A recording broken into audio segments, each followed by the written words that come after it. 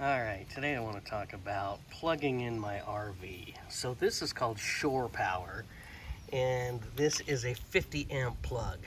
But in my garage, I only have a 30 amp receptacle, which is actually 120 volts, where the 50 amp receptacle is 240. So with this thing called a dog bone, it takes the 120 volts and splits it and doubles it and puts it into 240 volts on 2 legs. So when I plug this in, it's great for charging my RV.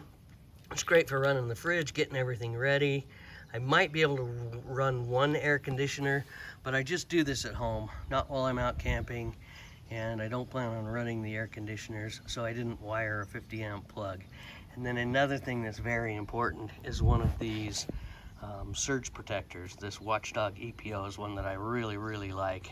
It's got different modes on it, an LED display, shows the error codes. It checks the line, so if you're plugging it in a campground and the line is bad or crossed, if the ground's not good or something, it'll throw a fault and won't hurt your RV.